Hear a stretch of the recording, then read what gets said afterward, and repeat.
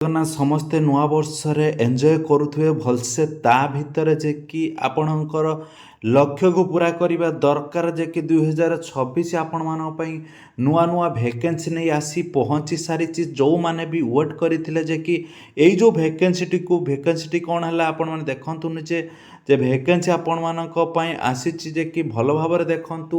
ଯେଉଁ excise constable ଓଡ଼ିଶାରେ ଯେ କି କେତେ କ'ଣ ଭେକେନ୍ସି ନେଇ ଆସିଛି ଏକ୍ସାଇଜ୍ କନେଷ୍ଟବଳ OSSC ଅନୁସାରେ ଯେ କି 575ଟି ଭେକେନ୍ସି ଅଛି ଏକ୍ସାଇଜ୍ କନେଷ୍ଟବଳରେ 575ଟି ଭେକେନ୍ସି ଆସି ପହଞ୍ଚି ସାରିଛି। ନୋଟିଫିକେସନ୍ ଆଉଟ୍ ହୋଇସାରିଛି। ଏଇଥିରେ ଆପଣମାନଙ୍କୁ ମୁଁ ଜଣାଇ ଦେବା ପାଇଁ ଚାହୁଁଛି ପୁଣି ଚେଞ୍ଜ ହେଲା ଯେ କି ଆପ୍ଲାଇ ଡେଟ୍ ଯେ କି OSSC ଅନୁସାରେ ଯେ କି ଆପଣମାନଙ୍କର ଯେ କି ଆପ୍ଲାଇ ଡେଟ୍ ଥିଲା କେତେ ନା 29 ତାରିଖ ପାଖରୁ ଯେ କି ଆପ୍ଲାଏ ଷ୍ଟାର୍ଟ ହୋଇଥାନ୍ତା। ପୁଣି ଆପଣମାନେ ଦେଖନ୍ତୁ ତାର ଅଫିସିଆଲି ପେଜ୍ରେ ମୁଁ ଆପଣମାନଙ୍କୁ ଦେଖାଇଦେବି ତାର କେବେଠାରୁ ଫର୍ମ ଆପ୍ଲାଏ ଡେଟ୍ ଷ୍ଟାର୍ଟ ହେବ ଆଉ ଆପଣମାନଙ୍କର ଭେକେନ୍ସି ବି ଚେଞ୍ଜ ହୋଇସାରିଛି।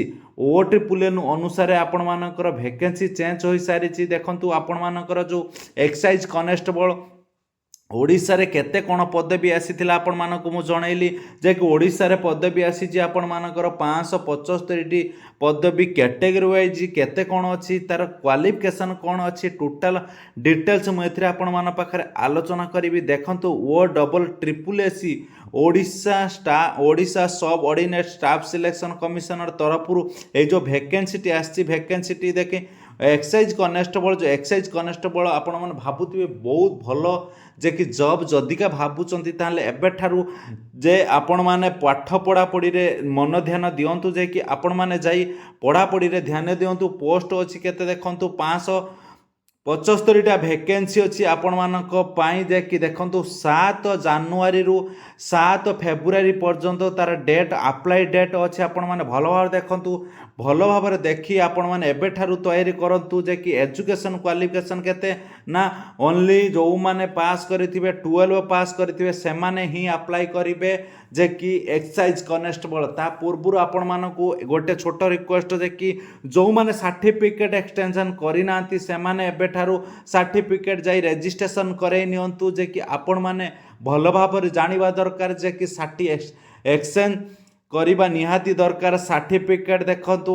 ତାପରେ ଦେଖନ୍ତୁ ଏଜ୍ ଲିମିଟ୍ କେତେ ଅଛି 21 ବର୍ଷ ମିନିମମ୍ ଏଜ୍ 21 ବର୍ଷ ମ୍ୟାକ୍ସିମମ୍ ଏଜ୍ କେତେ ଅଛି ଦେଖନ୍ତୁ 32 ବର୍ଷ ପର୍ଯ୍ୟନ୍ତ ଆପଣମାନଙ୍କର ଯେ କି ଆପ୍ଲାଇ କରିପାରିବେ। ତାପରେ ଯେଉଁ ରହିଛି ରିଲାକ୍ସେସନ୍ ରହିଛି। ଦେଖନ୍ତୁ ସିଲେକ୍ସନ୍ ପ୍ରୋସିଡ୍ୟୁର କେମିତି କ'ଣ ରହିଛି। ସିଲେକ୍ସନ୍ ପ୍ରୋସିଡ୍ୟୁର ପ୍ରଥମେ ଆପଣମାନଙ୍କର ରିଟିନ୍ ହେବ ତାପରେ ଫିଜିକାଲ୍ ହେବ ତାପରେ ଡକୁମେଣ୍ଟ ଭେରିଫିକେସନ୍ ହେବ। ପିଲାମାନେ ଦେଖନ୍ତୁ ଆପଣମାନେ ଏଇ ଯେଉଁ ସରକାର ଆସିଲା ପରେ ଯେ କି ସେଣ୍ଟ୍ରାଲରେ ଯେଉଁ ଯେତେବେଳେ ସରକାର ଚେଞ୍ଜ ହେଲା ଆପଣମାନେ ଦେଖନ୍ତୁ ଆପଣମାନଙ୍କ ପାଇଁ ଗୋଟେ ରହିଲା କଥା ଯେ କି ଫାଷ୍ଟ ରିଟିନ୍ ଷ୍ଟାର୍ଟ ହେଲା ପରେ ଆପଣମାନେ ଦେଖନ୍ତୁ ଯେଉଁମାନେ ଫିଜିକାଲ୍ ବନାଉଥିଲେ ସେମାନେ ପଢ଼ାପଢ଼ି ଷ୍ଟାର୍ଟ କଲେ, ଯେଉଁମାନେ ଫିଜିକାଲ୍ ବନାଉନଥିଲେ ସେମାନେ ବି ପଢ଼ାପଢ଼ି ଷ୍ଟାର୍ଟ କଲେ।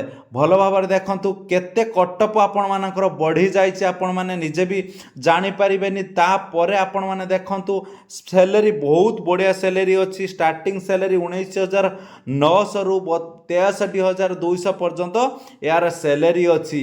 ତାପରେ ଆପଣମାନେ ଦେଖନ୍ତୁ ଯେଉଁ ଡିଟେଲ୍ସ ନୋଟିଫିକେସନ୍ ଆପଣମାନେ ଦେଖନ୍ତୁ ଡିସେମ୍ବର 30ରେ ଯେଉଁ ନୋଟିଫିକେସନ୍ଟି ଆସିଛି starting registration date ending registration date form submitted date ସବୁକିଛି ଆସି ସାରିଛି। ତାପରେ ଆପଣମାନେ ଦେଖନ୍ତୁ କ୍ୟାଟେଗୋରୀ ୱାଇଜ୍ ଭେକେନ୍ସି କେମିତି କ'ଣ ରହିଛି 294ଟି ରହିଛି। ୟୁଆର୍ର STର କେତେ ଅଛି 129ଟି, SCର ଅଛି 86ଟି, SCBCର ଅଛି 66ଟି। ଦେଖନ୍ତୁ ଏଇଭଳି ଭାବରେ କ୍ୟାଟେଗୋରୀ ୱାଇଜ୍ ଭେକେନ୍ସି ଅଛି। ଟୋଟାଲ୍ ଭେକେନ୍ସି କେତେ ନା 575ଟି ଭେକେନ୍ସି। এইଭଳି ଭାବରେ ଆପଣମାନେ ଦେଖନ୍ତୁ ସବୁକିଛି ଡିଟେଲ୍ସ ଏଥିରେ ଆଲୋଚନା କରାଯାଇଛି।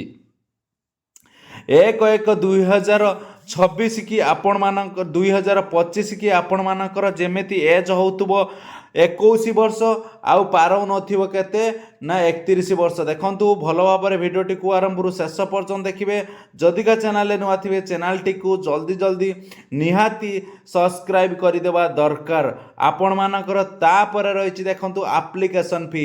ଏଇଠି ଆସିଲା ଆପଣମାନଙ୍କ ପାଖରେ କଥା ଯେ କି SC ST ହ୍ୟାଣ୍ଡିକ୍ୟାପ୍ଟ ରହିବେ ପୁରା ଫ୍ରି ରହିବ। ଅଦର ଯେଉଁ ରହିଲା UR ଆଉ OBC ଦେଖନ୍ତୁ ପିଲାମାନେ ଏଇ ଯେଉଁ ସରକାର ଏଇ ଯେଉଁ 500 ଟଙ୍କା ନେବ ଆପଣମାନଙ୍କୁ ରିଟର୍ଣ୍ଣ କରିବ 400 ଟଙ୍କା। କ'ଣ ପାଇଁ ସରକାର କିଛି ଗଡ଼ବଡ଼ କରୁଛି ସମସ୍ତେ ଭଲ ଭାବରେ ଦେଖନ୍ତୁ। 400 ଟଙ୍କା କ'ଣ ପାଇଁ ରିଟର୍ଣ୍ଣ କରିବ? ଆମ ପଇସାରେ ବେପାର କରିବ, ବେପାର କରି ଆପଣମାନଙ୍କୁ ଆମମାନଙ୍କୁ ପଇସା ରିଟର୍ଣ୍ଣ କରିବ। କାହିଁ ଆଗରୁ ହେଉନଥିଲା। ଯଦିକା ଆପଣମାନଙ୍କର ଦରକାର ପେମେଣ୍ଟ ତାହେଲେ ଯେତିକି ଦରକାର ସେତିକି ନିଅନ୍ତୁ। ସରକାର କ'ଣ ପାଇଁ ବାରମ୍ବାର ଏଇ ଯେଉଁ ଏକ୍ସଟ୍ରା ପଇସା ଆମ ପାଖରୁ ନେଉଛି ଭଲ ଭାବରେ ବୁଝିବା ଦରକାର।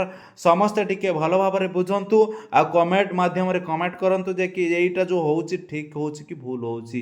ଜୟ ଜଗନ୍ନାଥ, ଜୟ ଜୟ ଭାରତ।